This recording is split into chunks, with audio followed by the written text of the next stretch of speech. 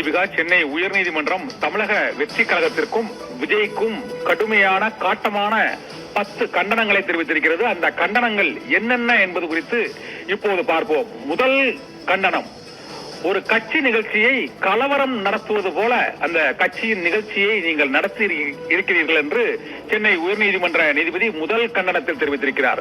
இரண்டாவது, கட்சியின் தொண்டர்களையும் குழந்தைகளையும் நெரிசல் ஏற்பட்ட போது காப்பாற்றாமல் விட்டுவிட்டு கட்சியின் தலைவரே அங்கிருந்து வெளியேறி இருக்கிறார் என்று இரண்டாவது கண்டனத்தை பதிவு செய்திருக்கிறார். மூன்றாவது, கூட்டத்துக்குள் புகுந்த அந்த விஜயின் பிரச்சார பேருந்து மீது ஹிட் அண்ட் ரன் வழக்கை பதிவு செய்து அந்த பேருந்தை ஏன் பறிமுதல் செய்யவில்லை என்று மூன்றாவது கண்டனத்தை பதிவு செய்திருக்கிறார்.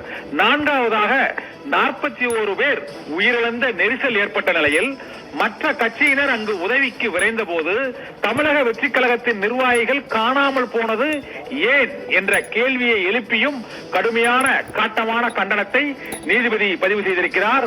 ஆறாவதாக, விஜயின் நிகழ்ச்சியை ஒருங்கிணைத்தவர்களுக்கு ஒருபோதும் கருணை காட்ட முடியாது என்ற கண்டனத்தை ஆறாவது கண்டனமாக நீதிபதி செந்தில்குமார் கண்டனத்தை பதிவு செய்திருக்கிறார். ஏழாவது கண்டனமாக, கரூர் விபத்து மனிதனால் உருவாக்கப்பட்ட பேரழிவு என்று நீதிபதி செந்தில்குமார் வேதனையோடு அந்த கண்டனத்தை பதிவு செய்திருக்கிறார்.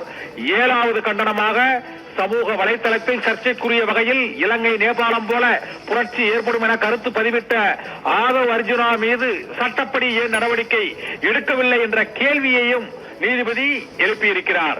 கரூர் நிகழ்ச்சியின் பாதிப்புகளை ஒட்டுமொத்த உலகமே கண்டுகொண்டிருந்தது என்றும் அந்த பாதிப்புகள் மீது இதுவரை என்னென்ன நடவடிக்கைகளை எடுத்தீர்கள் என்ற 9வது கண்டனத்தையும் அவர் பதிவு செய்திருக்கிறார்.